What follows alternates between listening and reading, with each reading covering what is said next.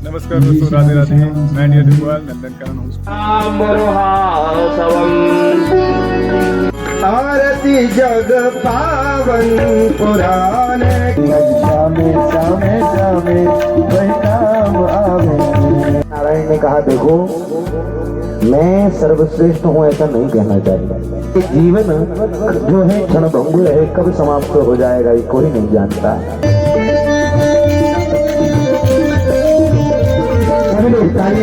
माया में बस गई है माया की, बोलिए दुर्गे भवानी मैया की।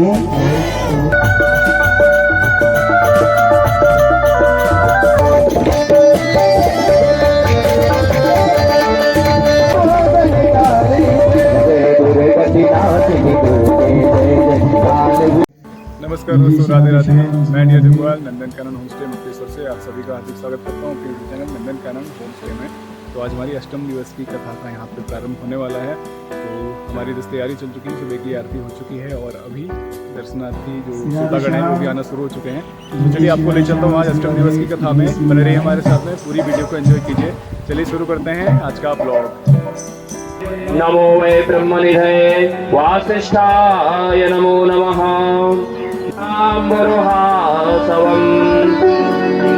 नारायण आरती जग पावन पुराने के नाथ चरित विचित्र खान की, नाथ चरित विचित्र खान की। मुनि जन मन सुख गए विमल ज्ञानी रवि मोती मेरा हर, विमल ज्ञानी रवि मोती मेरा हर। मधु परम मधुर सुस्भाविताने। भज दुर्गे दुर्गे दुर्गे वही काम आवेंगी। दुर्गे दुर्गे दुर्गे वही काम आवेंगी, वही काम आवेंगी, वही काम आवेंगी। अम्बे अम्बे अम्बे वही काम आवेंगी। अम्बे अम्बे अम्बे वही काम आवेंगी।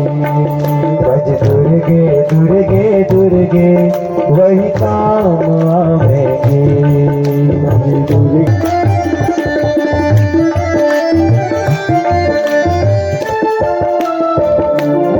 शामे शामे शामे वही काम आवेंगे। भज दुर्गे दुर्गे दुर्गे वही काम आवेंगे। बोलिए जगदम्बिका माता की जय हो।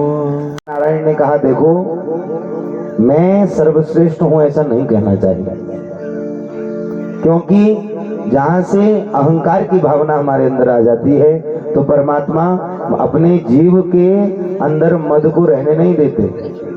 जहाँ से अहंकार आता है तो परमात्मा तो महाराज गर्भ प्रहारी हैं, वो गर्भ को अभिमान को खाने वाले हैं, तो वहीं से हमारे अभिमान को दूर कर देते हैं। नारद जी महाराज को अभिमान हुआ।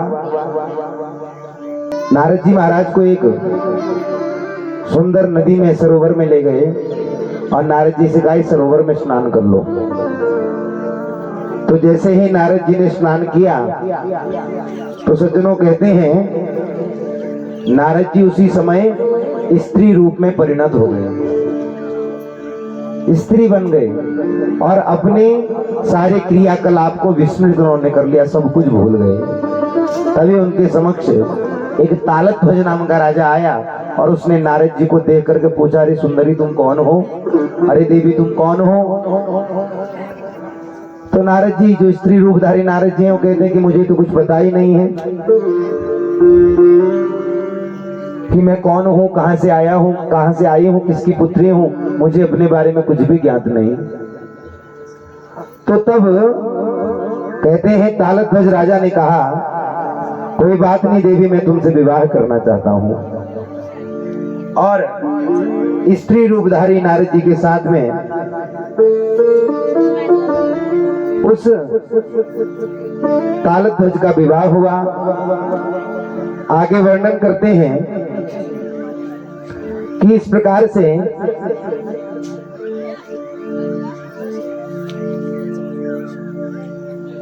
अनेकों पुत्र नारद जी के हुए और कई वर्षों तक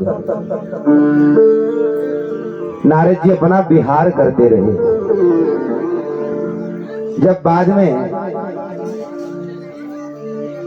भोगों में लिप्त रहने लगे तब किसी ने जाकर के समझाया, अरे तुम्हारी क्या स्थिति थी, तुम क्या हो गए, जाकर के सरोवर में पुनः स्नान करो। जब नारद जी पुनः सरोवर में स्नान करते हैं तो नारद जी को पुनः अपना स्वरूप प्राप्त हो जाता है। तब उन्हें पता चलता है और सामने देखते हैं जो तालध्वज राजा है वो नारद जी के जाने के उपरांत महाराज विलाप करने लगा, रुदन करने लगा। कहता है कि हे सुंदरी, मैं आपके बिना कैसे रहूंगा, तुम कहां चले गई। और इस प्रकार से नारद जी महाराज ने जब रोते हुए तालध्वज को देखा तो महाराज बड़े ही आश्चर्यचकित हो गए। तब नारद जी ने देखा पास में भगवान नारायण नारद जी की वीणा लेकर के खड़े थे। नारद जी महाराज जल में खड़े खड़े ये सब देख करके आश्चर्यान्वित होने लगे। तब कहते हैं, भगवान नारायण कहते हैं, हे नारद, माया है और ये तालध्वज सरोवर पर विलाप कर रहा है। ये नहीं सोच रहा कि भाई ये जो मेरा शरीर है, ये जीवन है, ये सब क्षणभंगुर है। क्या है? क्षणभंगुर है, एक दिन नष्ट हो जाएगा और इसको जरा सा भी ध्यान नहीं आ रहा। ये अपने फिर वासनामयी जीवन को महाराज यथावत रखना चाहता है। इसकी आंखें अभी भी नहीं खुल रही हैं। महात्मा कहते हैं, क्षणभंगुर जीवन की कलिका कल प्रातः कौन जाने, खिली न खिली। महाराज ये जीवन जो है क्षणभंगुर है, कब समाप्त हो जाएगा ये कोई नहीं जानता। आज रात्रि में है और कल प्रातः यह जीवन खिलेगा न खिलेगा ये कोई नहीं जानता। मलयागिरी की शुचि शीतल, मलयागिरी से आने वाली शीतल जो हवा है, पवन है, महाराज वो कल को प्राप्त होगी न होगी ये भी कोई नहीं जानता।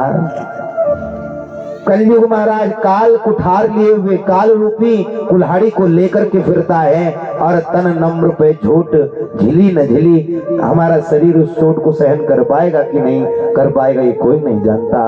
और कहिए हरि नाम हरि रसना, हरि जिह्वा, परमात्मा का नाम इतना सरल है तो परमात्मा का नाम क्यों नहीं लेती। और तालध्वज रोता बिलखता हुआ महाराज विलाप करने लगा। तब नारद जी ने समझाया, हे राजेंद्र शोक मत कीजिए और काल का अतिक्रमण कीजिए। काल का अतिक्रमण किस प्रकार से हो सकता है? तो कहते हैं काल का अतिक्रमण शोक त्याग करके मृत्यु से कहो तुम मुझे भले एक ग्रास बना ले, पर भले ही मेरा शरीर छूट सकता है पर मेरी आत्मा तो सदैव अजर और अमर रहेगी, उसको कोई नहीं काट सकता। तो इसलिए काल का अतिक्रमण तभी किया जा सकता है जब परमात्मा के चरणों का सानिध्य प्राप्त हो। जब परमात्मा के चरणों का सानिध्य प्राप्त हो जाता है तो महाराज फिर काल का भय भी नहीं सताने लगता। फिर काल का जो कष्ट है, काल प्रदत्त कष्ट भी महाराज वह भी हमें नहीं सताता। इसलिए कहते हैं नारद जी, हे तालध्वज रुदितेन तवाद्यैव नागमिष्यति कामिनी, क्या तुम्हारे रोने से तुम्हारी कामिनी लौट करके आ जाएगी, तुम्हारी पत्नी लौट करके आ जाएगी? नारद जी कहते हैं अगर रोने से प्राप्त होती है तो मैं भी तुम्हारा सहयोगी बनूंगा, मैं भी तुम्हारी पत्नी के वापस लौटने में रुदन तुम्हारे साथ में करूंगा। तुम्हारी पत्नी रोने से वापस नहीं आ सकती। वृथा सोचते पृथ्वी सा योग युक्तो भवाधुना, अरे योग युक्त होइए, अपने आप को परमात्मा से जोड़िए। योग किसे कहते हैं? योजनम योगा। योग किसे कहते हैं? योग का हिंदी अर्थ होता है जोड़ना। किससे किसको जोड़ना? महाराज जीव को उस परमात्मा से जोड़ना ही योग कहलाता है। महाराज हम सांसारिक लोगों के साथ में अपने आप को जोड़ते हैं जो क्षण भंगुर हैं, कुछ समय तक हमारे साथ रहने वाले हैं, परंतु जीव का जो महाराज चिरंजीवी प्रियतम है, जो सदा सर्वदा और सर्वथा हमेशा शांत रहने वाला है, वो प्रियतम तो परमात्मा है, उससे हमें अपनी प्रीति करनी पड़ेगी। ये माया देखी तो नारद जी महाराज आश्चर्यचकित हो गए। तब कहते हैं भगवान नारायण ने जब ये दशा देखी, नारद जी को देख करके भगवान हंस रहे थे। भगवान कहते हैं मैंने कहा कि अहंकार मत करो, पर तुम्हें अहंकार हो गया, उसी का प्रतिफल तुम्हें आज प्राप्त हुआ। नारद जी ही कहते अवश्य में माँ भगवती की माया बड़ी ही श्रेष्ठ है। भगवान कहने लगे नारद, यह सब जितना भी तुमने देखा, ये तुम्हारा पत्नी बन जाना, तालक ध्वज का रुदन करना, ये सब माया जनित है। माया मैंने कल भी आप लोगों को बताया था, परसों भी निवेदन किया था, माँ मने नहीं या मने जो है ही नहीं, फिर भी दिखाई दे रही है। वास्तव में हम जिसे पिता कह रहे हैं, जिसे पुत्र कह रहे हैं, जिसे पत्नी कह रहे हैं, वो हमारे हैं ही नहीं। ये जीवन की सच्चाई है। न जाने कितनी बार हमने जन्म ले लिया, कितने लोग हमारे माता बन गए, पिता बन गए, और महाराज जब यह शरीर से आत्मा विलग हो जाती है, तब सब यहीं रह जाता है, सारे संबंध लोग भूल जाते हैं। तो तब नारद जी से कहते हैं भगवान नारायण, शरीरधारियों की अवस्थाएं होती हैं 4। कितनी अवस्थाएं होती हैं? 4। एक होती है जागृत अवस्था, एक होती है स्वप्न अवस्था, एक होती है सुषुप्ति अवस्था, एक होती है तुरीया अवस्था। तुम्हारा जागृत अवस्था वो होती है जिसमें व्यक्ति जागृत रहता है, जिसमें जगा हुआ रहता है। और स्वप्न महाराज वो ऐसी दशा है, न व्यक्ति उसमें सोया होता है, न उसमें जागा होता है। जब व्यक्ति स्वप्न अवस्था में होता है, न वह जागा होता है, न सोया होता है। और स्वप्न की जो अवस्था होती है, वैसे ही माया का भी प्रभाव रहता है। आप बताइए, जब हम स्वप्न देखते हैं तो स्वप्न में देखते हैं महाराज एक बड़ा बड़ा हाथी हमारे पीछे भाग रहा है, और विशाल अरण्य जंगल में अकेले हम पड़े हुए हैं, और वह हाथी हमें मारना चाहता है। हम अपने प्राणों की रक्षा के लिए जंगल में निकलते हुए जा रहे हैं, आगे आगे हम जा रहे हैं, पीछे पीछे हाथी आ रहा है, और महाराज हाथी अपने बड़े बड़ी सूंड से हमें पकड़ना चाहता है, हमें मारना चाहता है, और हम अपनी प्राणों की रक्षा के लिए निर्जन वन में भटकते हुए जा रहे हैं, भागते हुए जा रहे हैं। अचानक से महाराज पीछे से हाथी दौड़ करके आ रहा है। जो मार्ग में हम जा रहे हैं वो मार्ग समाप्त हो जाता है, आगे खाई है, और अगर हम कूदते हैं तो हम मृत्यु को प्राप्त हो जाएंगे। यदि हम छलांग लगाते हैं तो मृत्यु को प्राप्त हो जाते हैं, यदि नहीं लगाते हैं तो पीछे हाथी मार डालता है। और आज जैसे ही हम पहाड़ी से गिरने वाले हैं और जैसे ही हाथी मारने वाला है, वैसे ही नींद खुल जाती है, न हाथी दिखता है, न पहाड़ी दिखती है, और केवल भय ही भय समाप्त रहता है। होता है कि नहीं?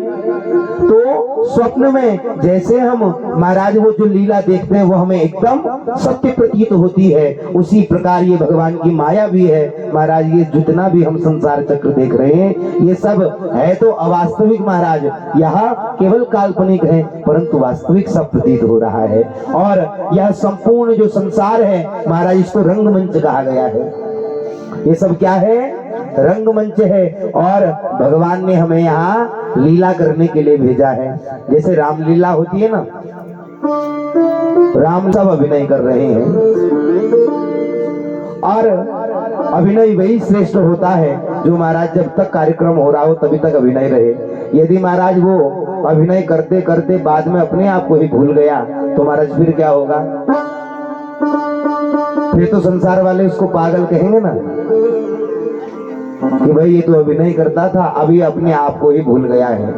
और यही स्थिति हमारी भी हो जाती है महाराज, हम लीला करते करते करते करते अपने आप को भूल जाते हैं कि भाई हम वास्तविक रूप से कौन है। जो परमात्मा ने हमें रोल दिया है, जो अभिनय के लिए जो पात्रता दी है, हम उसी में खो जाते हैं। इसलिए अभिनय बहुत बढ़िया होना चाहिए, पुरस्कार क्या मिलेगा? जब अभिनय बढ़िया होगा तो भगवान फिर इस 84 लाख योनियों में महाराज जो हम पुनरपि जननम पुनरपि मरणम पुनरपि जननी जठरे शयनम, बार बार पैदा होना, बार बार मरने का ये जो झंझट है, जो जंजाल है, ये समाप्त हो जाएगा। यही हमारे जीवन के सच्चे अभिनय का पुरस्कार होगा। और महाराज सच्चा अभिनय क्या है? जब तक अभिनय चल रहा है तब तक अभिनय करें, पर जिस दिन अभिनय समाप्त हो जाए उस दिन अपने वास्तविक स्वरूप को पहचान लें कि हम कौन हैं, हम कहां से आए हैं और हम कहां जाएंगे। महाराज इन बातों का हमेशा चिंतन करें। नारायण ने यह माया की महिमा समझाई। भगवान कहने लगे, हे नारद, यह सब जितनी भी क्रीड़ा हो रही है, माया भगवती दुर्गा, यह सब जगदम्बा ही इस माया को कर रही है। और नाच ही जीव मरकट की नाई। जीव कैसे नाच रहा है? जैसे मदारी अपने बंदर को नचाता है, ऐसे जीव भी नाच रहा है। माया की महिमा बताते हुए महाराज कहते हैं कि उस समय नारद जी का मोह दूर हो गया और नारद जी कहते हैं, दुर्गेया सा महामाया सृष्टि स्थिति अंत कारिणी कालक कर्म स्वभावाद्यैर निर्मित कारणेर वृता। महाराज कहती है, यह माया भगवती की बड़ी ही दुर्जय है, कोई इसको जीत नहीं सकता, और दुर्गेय है, कोई इसको जान नहीं सकता। मेरा सारा विस्मय दूर हो गया, मेरी माया दूर हो गई कि आपने समस्त मेरी माया को मुझसे विलग कर दिया। मैं माया के महत्व को समझ गया। माया माया हरि जी में तो माया में फंस गए रे। माया माया माया हरि जी में तो माया में फंस गई। माया हरि जी में तो माया में फंस गई रे। माया माया माया हरि जी में तो माया में फंस गई रे।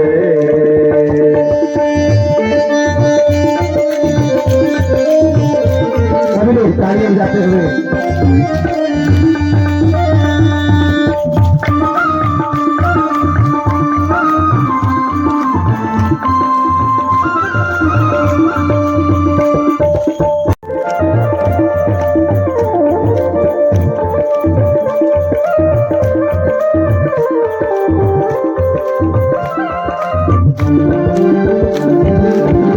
कह रही है, माया माया माया हरि जी में तो माया में फंस गई रे।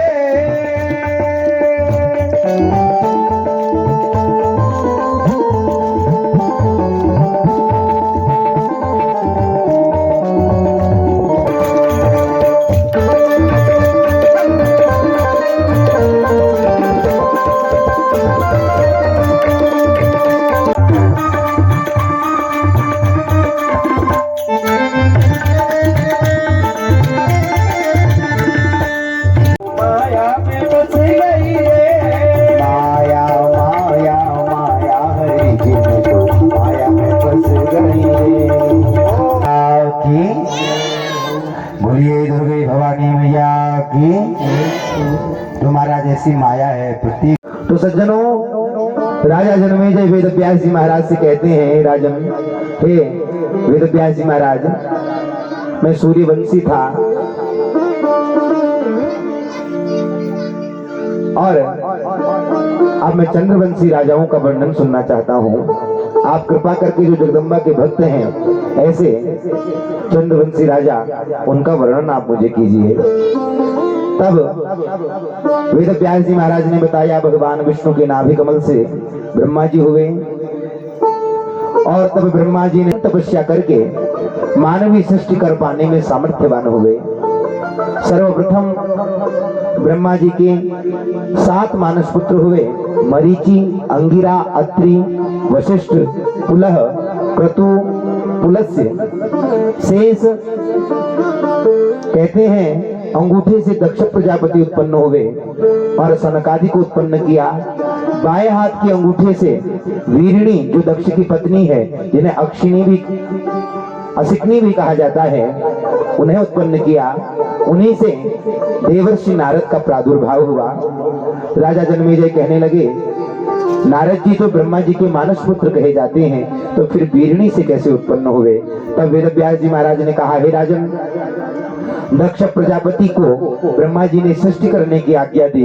तब दक्ष प्रजापति ने तथा 5 सहस्रांश जनयामास वीर्यवान, वीरणी के गर्भ से 5000 पुत्र उत्पन्न किए और उनको सृष्टि करने का आदेश दिया। श्रीमद् भागवत की जो कथा है वहां कहा गया है कि जो ये वीरणी थी, जो दक्ष की पत्नी थी असिकनी, ये 5 जन की कन्या थी और तस्यास 5 जन्याम वै विष्णुमायोपबृंहितः हर्यस्व ज्ञान युतम पुत्रान जनयत् विभो। कहते हैं इन 10,000 पुत्रों को सृष्टि करने का आदेश दिया। जब ये सृष्टि करने का उपक्रम करने लगे तब नारद जी ने देखा। नारद जी ने कहा, क्या कर रहे हो महात्माओं? बोला, हम दक्ष प्रजापति के पुत्र हैं, हम सृष्टि कर रहे हैं। तो नारद जी ने कहा, क्या करोगे सृष्टि करके? तो महाराज कहते हैं, हम सृष्टि करके संसार को बढ़ाएंगे। तो ब्रह्मा जी कहते हैं, अच्छा मेरे कुछ प्रश्नों के उत्तर दे दो, तब जाकर के सृष्टि करना। तो उन्होंने कहा, ठीक है, पूछिए ब्रह्मा जी। तब उन्होंने पूछा कि पृथ्वी का अंत क्या है? इतनी बड़ी पृथ्वी है, इसका अंत क्या है? और ऐसा कौन सा देश है जहां एक ही पुरुष रहता है? ऐसा कौन सा देश है जहां एक ही पुरुष निवास करता है? और ऐसी कौन सी गुफा है महाराज जिसमें बाहर से रास्ता नहीं दिखता? ऐसी कौन सी गुफा है जिसमें बाहर से रास्ता नहीं दिखता? और ये बताइए, वो स्त्री कौन है जिसके अनेकों रूप है? बहुरूपिणी स्त्री कौन है? 5वां बताया, पुष्टली स्त्री का पति कौन है? पुष्टली मतलब महाराज व्यभिचारिणी स्त्री को पुष्टली कहा जाता है। तो कहते हैं, पुष्टली स्त्री का पति कौन है? वेश्या का पति कौन है? तदनंतर 6ठा प्रश्न किया कि दोनों तरफ बहने वाली नदी कौन है? जो इधर को भी बहती, इधर को भी बहती, दोनों दिशाओं को जो बहती है वो नदी कौन सी है? और हे नारद जी, तब नारद जी कहने लगे, हे दक्ष पुत्रों, ये मुझे बतलाओ कि विचित्र कथा कहने वाला वो हंस कौन है जो विचित्र कथा कहता है? और 8वां प्रश्न किया, छुरों से बना हुआ चक्र कौन है? किसका है? जो छुरी से, चाकुओं से जो चक्र बना है वो चक्र कौन सा है? तदनंतर 9वां प्रश्न किया, 25 तत्वों वाला घर क्या है? जिसमें 25 तत्व हैं, ऐसा कौन सा घर है? और 10वां प्रश्न किया, सर्वज्ञ पिता की आज्ञा कौन सी है? तदनंतर आगे वर्णन करते हैं, तब दक्ष प्रजापति की ये हर्यस्व नाम के 10,000 पुत्र थे। अब इन्होंने एक एक करके प्रश्न सुने। महाराज कहते हैं, हमें तो नहीं पता कौन है, इनमें से एक भी प्रश्न का उत्तर हमें नहीं आता। तो उन्होंने कहा नारद जी से कि नारद जी आप बता दीजिए। नारद जी ने कहा, ऐसे थोड़ी ना बताऊंगा, पहले चेला बनना पड़ेगा तब बताऊंगा। तब नारद जी ने सबको दीक्षा देकर के महाराज उनको बाबा बना दिया। एक भी पुत्र घर लौट करके नहीं आया जो सृष्टि कर सके। दक्ष प्रजापति को जब ज्ञात हुआ, बड़ा ही मन में दुख हुआ कि मैंने 10,000 पुत्रों को वही सृष्टि की रचना करने के लिए भेजा और नारद जी ने इन्हें बाबा बैरागी बना दिया। तब उसके बाद में कहते हैं, पुनः 1000 सबलाश्व नाम के पुत्र उत्पन्न किए दक्ष प्रजापति ने। महाराज वो भी ऊर्ध्वरेता ब्रह्मचर्य का पालन करते हुए महाराज फिर पुनः सृष्टि निर्माण करने वाले थे। तब उनके पास में नारद जी गए। फिर नारद जी ने वही प्रश्न किए कि भाई पृथ्वी का अंत कौन है? पृथ्वी का अंत क्या है? तो महाराज तब कहते हैं, नारद जी ने इन्हें भी भ्रमित कर दिया और इन्हें भी उत्तर नहीं पता चला। वस्तुतः विचार किया जाए कि जो पृथ्वी का अंत है वो क्या है। कहते हैं जो ये पृथ्वी रूपी जो ये शरीर है, ये शरीर का कोई अंत है ही नहीं, ये अनंत है। ये पृथ्वी जो शरीर का क्षेत्र है, यह अनादि है। उसके बाद में कहते हैं एक पुरुष वाला देश कौन सा है, तो कहते हैं यह भारत भूमि ही जो एक पुरुष वाले देश की संज्ञा से प्राप्त है। ईश्वर ही राष्ट्र का प्रकाशमान पुरुष है। और वो गुफा कौन है जिसका दरवाजा बाहर से नहीं दिखाई देता, तो कहते हैं एकमात्र ब्रह्म है जो महाराज गुफा के स्वरूप में है, जिसका कोई पार नहीं पा सकता। बहुरूपिणी स्त्री कौन है, तो कहते हैं ये बुद्धि जो है, ये बुद्धि ही बहुरूपिणी स्त्री है। ये बुद्धि क्या है महाराज जी? बहुरूपिणी स्त्री है। भगवान के भजन में भी बैठोगे तो भगवान का भजन नहीं करने देगी, कथा में भी बैठोगे तो महाराज ये कथा नहीं करने देगी। अब महाराज कथा में बैठे हैं और यहाँ भी मन नहीं लगेगा, कब आरती होती, घड़ी पर टाइम जाएगा कैसे, 3 साढ़े 3 बज जाए और महाराज व्यास जी तुरंत आरती करा दे। हमारा तो ध्यान यही लगे रहता है, माँ की कथा कहाँ पहुंची है, कथा में कहाँ क्या चल रहा है, इससे हमें कोई मतलब नहीं। बस ये है कि आरती समय पर हो जानी चाहिए। तो महाराज ये बुद्धि क्या है? ये बहुरूपिणी स्त्री है। ये महाराज अपना बार बार स्वरूप बदलते ही रहती है। तो कहते हैं बहुरूपिणी स्त्री है।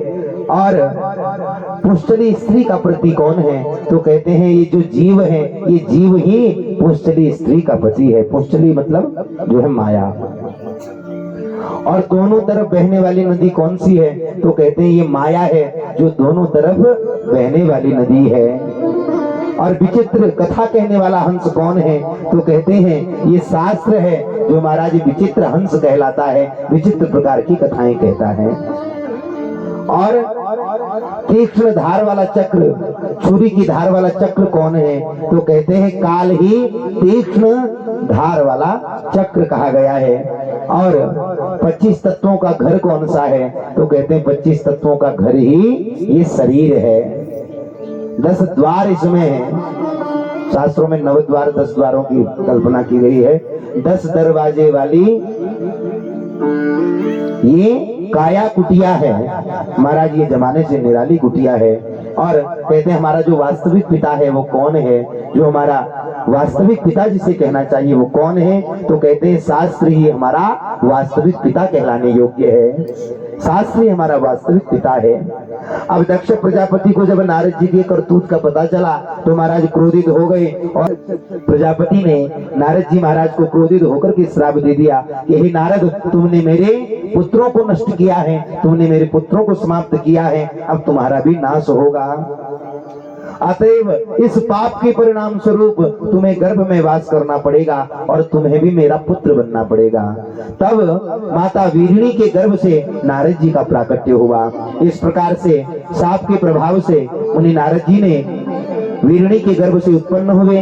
तदनंतर दक्ष प्रजापति ने वीरिणी मैया के गर्भ से 60 कन्याओं को उत्पन्न किया है, जिनके बारे में आपने कथा श्रवण की होगी। उनमें से कहते हैं दक्ष प्रजापति ने 10 कन्याओं का विवाह धर्म के साथ में किया, 27 कन्याओं का विवाह चंद्रमा के साथ में किया जो नक्षत्र कहलाते हैं, 2 भृगु ऋषि के साथ में, 4 अरिष्टनेमि के साथ में ब्याह दी गई और 2 कन्याएं अंगिरा ऋषि को प्रदान की। उन्हीं कन्याओं के पुत्र और पौत्रों के रूप में ये सभी देवता और दानव समुत्पन्न हुए। 9 मनुपुत्र बड़े ही प्रसिद्ध हैं। तदनंतर हे राजा जन्मेजय, वैवस्वत मनु के पुत्र सरियाती जो थे ऐश्वर्यशाली राजा थे, उनकी 4000 रानियां थी। एक कन्या का नाम था सुकन्या। क्या नाम था?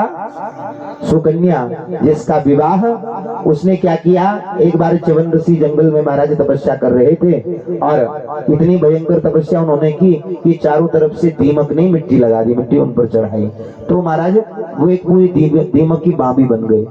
तो सुकन्या को वो अपने सखियों के साथ में गई हुई थी, उसे लगा कि भाई ये दीमक है, तो उसने महाराज एक घास फूस का तृण लेकर के उसने महाराज उसमें छेद कर दिया।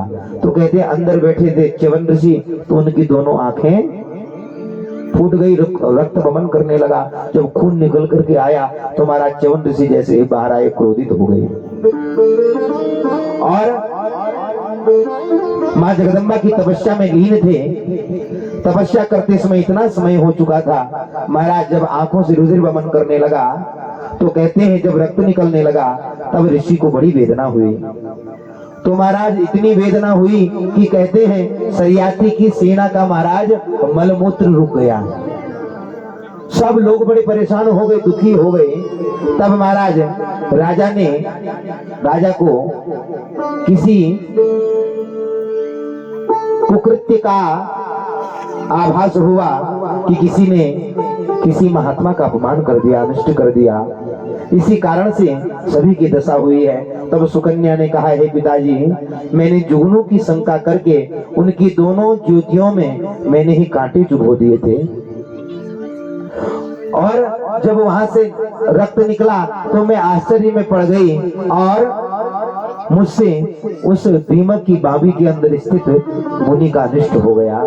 सुकन्या के ऐसे वचन सुन करके च्यवन ऋषि से महाराज पुत्री के द्वारा किए गए जो कार्य था उसकी क्षमा याचना मांगने के लिए, अपराध के लिए उन्होंने प्रायश्चित किया और च्यवन ऋषि के पास गए। च्यवन ऋषि ने कहा, यदि तुम क्षमा मांगते हो तो सुनो। हे राजन, यदि आप क्षमा करने के लिए मुझसे कहते हैं तो मेरी एक बात मान लीजिए, मेरी सेवा के लिए अपने कमल के समान नेत्रों वाली कन्या मुझे सौंप दीजिए, क्योंकि जब मेरे आंखों में नेत्र ज्योति ही नहीं रहेगी तो मैं कैसे अपने कार्यों में संलग्न रहूंगा। महाराज, मैं आपकी इस कन्या पर प्रसन्न हूँ और मैं तपस्या करूंगा और ये मेरी सेवा करेगी। तब महाराज महात्मा की बात सुन करके जो राजा सरियाती थे बड़े चिंतित हो गए। कौन पिता अपनी पुत्री का महाराज दुख चाहता है। कहते हैं कि मेरी पुत्री ने इतना बड़ा अपराध कर दिया और आज उसी का प्रतिफल अब उसे ही प्राप्त होने जा रहा है। तब कहते हैं मैं कन्या सौंपूं या साप झेलूं। यदि मैं ना कहता हूं तो मुझे श्राप मिलता है और यदि मैं कन्या को सौंप देता हूं तो उसका भविष्य अंधकारमय हो जाएगा। मैं किसी अंधे वृद्ध महात्मा को अपनी प्यारी सी पुत्री कैसे दे सकता हूं। तब सुकन्या कहने लगी, हे पिताश्री, मुझे आप उन तपस्वी को सौंप दें, क्योंकि मैंने ही उनका अपराध किया है। मैं वन में रह करके श्रद्धा भक्ति के साथ में उनकी सेवा करूंगी। भोग विलास में मेरी कोई रुचि नहीं है। पुत्री का ऐसा निर्णय सुन करके महाराज ने विधि विधान के साथ में सुकन्या का च्यवन ऋषि के साथ में विवाह कर दिया। कहते हैं सुकन्या प्रातः काल की सभी क्रियाओं से, जैसे शौच, दंत धावन, स्नान आदि की और दोपहर की भोजन शयन, रात्रि को भोजन शयन की आदि सभी क्रियाएं च्यवन मुनि की श्रद्धा भक्ति से उनकी सेवा करते थे। इस प्रकार श्रेष्ठ सुकन्या तपस्वी पति की तप और नियम के साथ में प्रेम पूर्वक प्रतिदिन उनकी सेवा करती रहती थी। एक दिन क्या हुआ, प्रातः काल में सुकन्या स्नान करके आ रही थी। उसी समय सूर्य पुत्र अश्विनी कुमारों ने उसकी अलौकिक सुंदरता को देख करके कहा, आप किसकी पुत्री हैं, किसकी पत्नी हैं। तब सुकन्या ने कहा, हे महाराज, सरियाती की पुत्री हूँ और तपश्चर्या में रत श्री च्यवन ऋषि की भार्या हूँ। तो तब अश्विनी कुमारों ने कहा, अरे देवी, तुम उन बूढ़े महात्मा के साथ क्या सुख प्राप्त करोगे, हमारे साथ में चलो। कहने लगे, हे प्रशस्त अंगों वाली, तुम सम्यक विचार करके हमसे हाँ या ना कहो। पहले सोच लो, विचार कर लो। हम दोनों देवताओं के चिकित्सक हैं अश्विनी कुमार, हमें अपना पति बना लो। तुम भाग्य से हीन, पोषण, भरण और रक्षा के सामर्थ्य से रहित उस मुनि की सेवा क्यों कर रही हो। तब उनकी कथनों को सुनकर के सुकन्या कहने लगी, हे देवताओं, आपको मुझ धर्मपरायण पतिव्रता स्त्री के प्रति ऐसी बातें नहीं बोलनी चाहिए। मैं अपने पति को स्वप्न में भी नहीं त्याग सकती हूँ। और जब हमारे ऊपर आपत्ति आती है तब इन चार चीजों की परीक्षा होती है। हमारी नारी की परीक्षा होती है, हमारे मित्रों की परीक्षा होती है और हमारे धैर्य की परीक्षा होती है और हमारे धर्म की परीक्षा होती है। क्योंकि जब व्यक्ति को आपत्ति आती है तब व्यक्ति धैर्य नहीं धारण कर पाता, होता है कि नहीं। जब व्यक्ति को विपत्ति आती है उस समय व्यक्ति धैर्य नहीं धारण कर पाता, उस समय व्यक्ति मेरा क्या धर्म है ये भुला देता, अपने धर्म को नहीं समझ पाता। और ये लगी कि हे देवताओं, आपकी तो मेरे प्रति ऐसी भावना रखना ही अधर्म परक है। तब अश्विनी कुमार कहने लगे, हे सुंदर अंगों वाली राजपुत्री, तुम्हारे इस पतिव्रत धर्म को देख करके हम दोनों प्रसन्न हो गए हैं। तुम हमसे वरदान मांग लो, हम तुम्हारे कल्याणार्थ तुम्हें वर अवश्य देंगे। तब अश्विनी कुमार कहने लगे, मांगो। तब सुकन्या ने कहा, मेरे पति को युवा बना दो यदि आप मुझ पर प्रसन्न हो।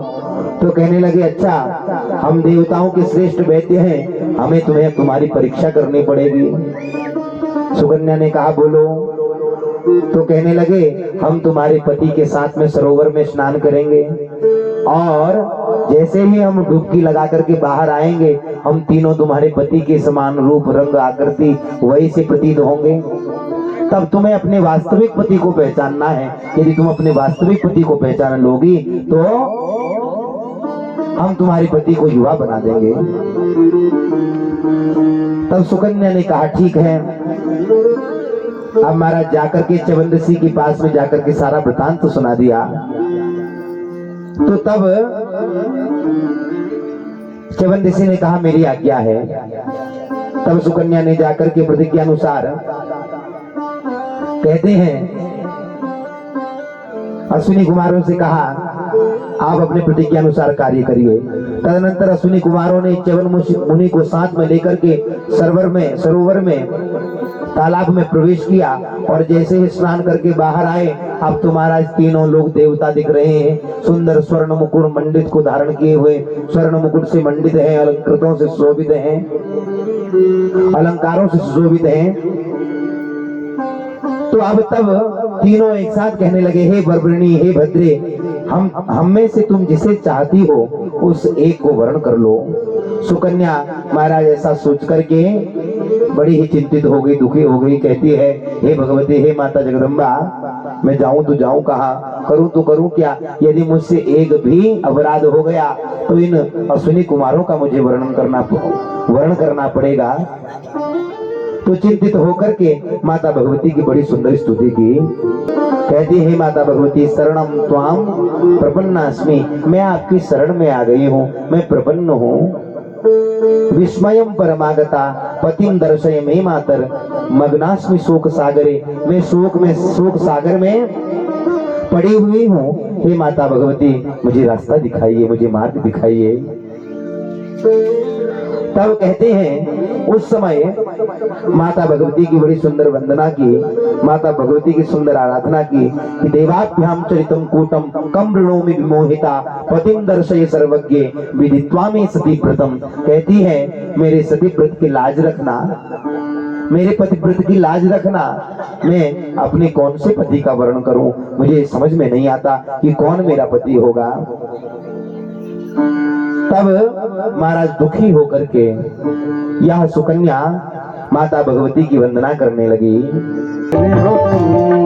आंसुओं से है भीगा दामन मेरा, आंसुओं से है भीगा मैया, सारे जमाने की मालिक हो तुम। आंसुओं से है भीगा दामन मेरा, आंसुओं से है भीगा दामन मेरा। खुशियों के खजाने की मालिक हो तुम, आंसुओं से है भीगा दामन मेरा। सुकन्या की प्रार्थना से माता भगवती प्रसन्न हो गई, आनंदित हो गई और माँ भगवती ने सुकन्या को ज्ञान प्रदान कर दिया। और महाराज कहते हैं, जैसे ही सुकन्या उन तीनों देवताओं को देखने लगी, माँ भगवती की कृपा से जो सुकन्या के महाराज पति हैं, उनकी वास्तविक छवि को सुकन्या पहचान गई और सुकन्या ने अपने पति को पहचान लिया। अश्विनी कुमारों से कहा, ये मेरे पति हैं महाराज। तब अश्विनी कुमार बड़े ही प्रसन्न हुए, उन्होंने सुकन्या के पातिव्रत्य धर्म की प्रशंसा की और देवतुल्य शरीर च्यवन ऋषि को प्राप्त हो गया। तब च्यवन ऋषि अश्विनी कुमारों से कहने लगे, मैं आपके इस उपकार के बदले आपका कौन सा कार्य करूं। तब च्यवन मुनि को प्रसन्न देख करके दोनों अश्विनी कुमार कहने लगे, हे मुनि, आप हमें देवताओं के साथ सोमपान का अधिकारी बना दीजिए। तब ऋषि ने तथास्तु कह दिया। मैं लाचार हूँ, मेरा मुश्किल है आना, लाचार हूँ, मेरा मुश्किल है आना। तुम्हें सब पता है क्या तुमको बताना, तुम्हें सब पता है क्या तुमको बताना, तुम्हें सब पता है क्या तुमसे छिपाना, तुम्हें सब पता।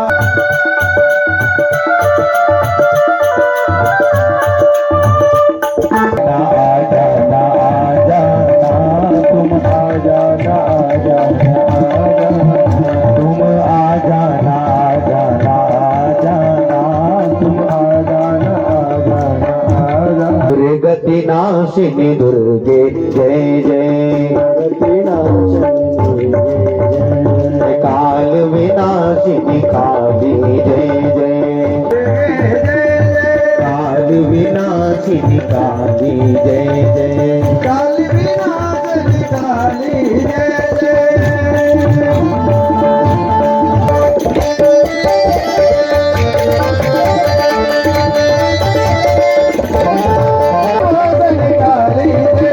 दुर्गति नाशिनी दुर्गे जय जय, काल विनाशिनी काली, दुर्गति नाशिनी दुर्गे जय जय, काल विनाशिनी काली, जय दुर्गे कालिका माता की, बोलिए पुराण की, बोलिए देवी भागवत महापुराण की।